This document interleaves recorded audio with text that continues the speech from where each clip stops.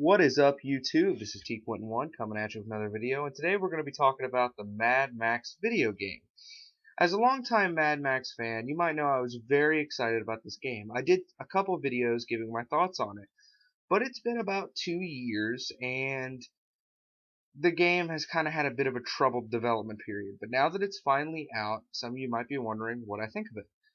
I had a lot of fun with Mad Max. Now, it certainly isn't perfect, and it's probably not going to be Game of the Year, but all in all, I think it's a good time. Now, one of the biggest positives I can say is the combat, particularly the melee combat, is excellent.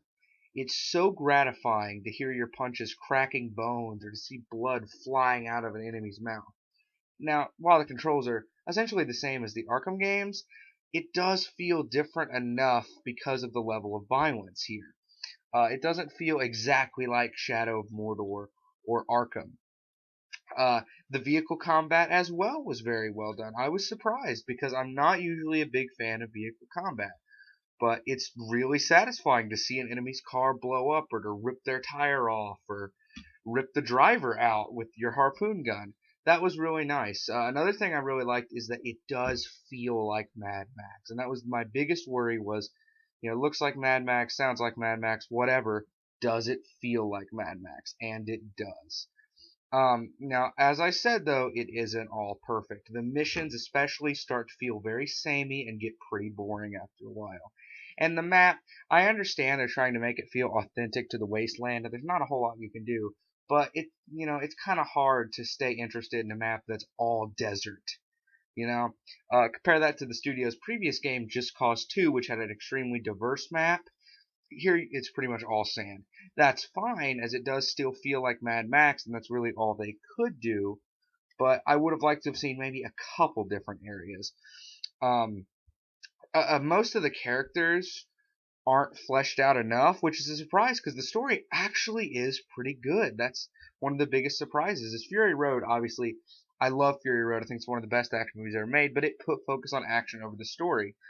This game does too, because obviously it's a video game.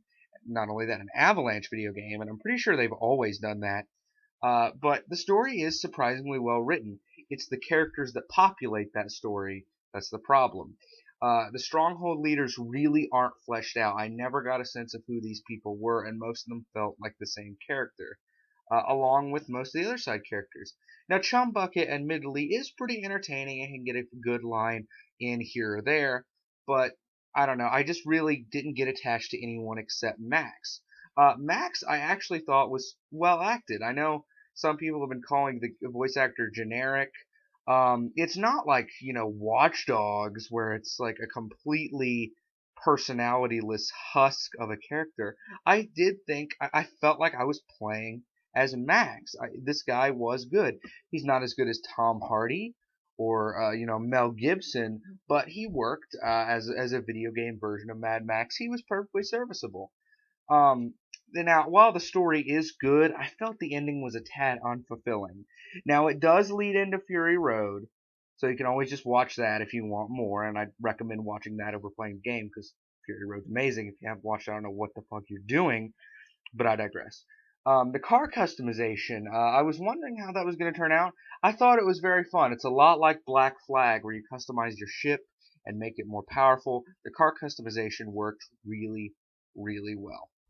So, yeah, all in all, I do think this game, I don't think this game is really going to get Game of the Year awards or anything, but I think it's a fun way to spend $60 if you are a Mad Max fan. If you're not, I don't know if I'd recommend it. If you need an Avalanche game, maybe just wait for Just Cause 3. I'm going to give it an 8.5 out of 10 because I really did have fun with it. This is T.1 signing out.